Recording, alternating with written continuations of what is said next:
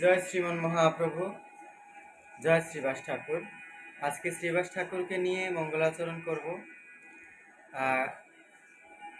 আগে মঙ্গলাচরণটি করি এবং তার মাহাত্ম্য বর্ণনা করছি। জয় জয় শ্রীবাস গৌর পরিকর, তব পাদ পদ্ম আমি বন্দি নিরন্তর।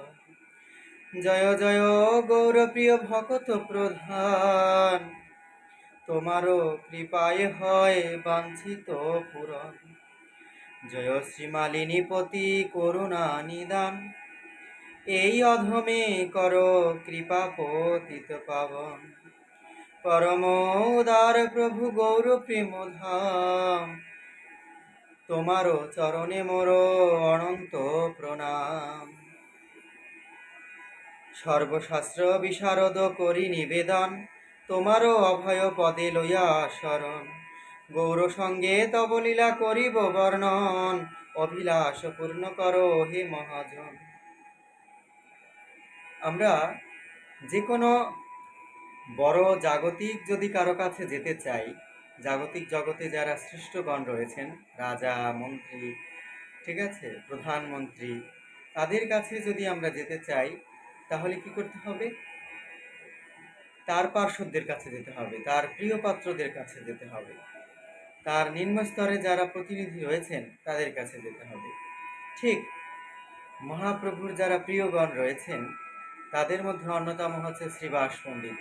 আজকে আমরা হরিনাম সংকীর্তনে অংশগ্রহণ করছি। বাংলার গৌরব হচ্ছে হরিনাম সংকীর্তন।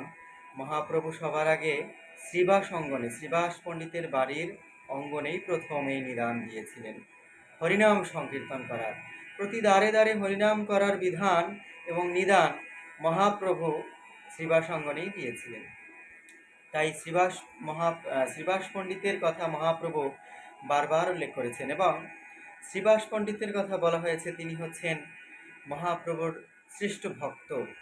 এবং আমরা যে পঞ্চতত্ত্ব ভগবানের নাম শুনেছি, জয় শ্রীকৃষ্ণ চৈতন্য প্রভু নিত্যানন্দ, শ্রী অদ্বৈত গদাধর শ্রীবাসাদি শ্রী গৌর ভক্ত বৃন্দ, এই যে পঞ্চতত্ত্বের নাম রয়েছে, শ্রীকৃষ্ণ চৈতন্য অর্থাৎ মহাপ্রভু, প্রভু নিত্যানন্দ, শ্রী অদ্বৈত গদাধর শ্রীবাস, এখানে শ্রীবাস পণ্ডিতের কথা উল্লেখ রয়েছে।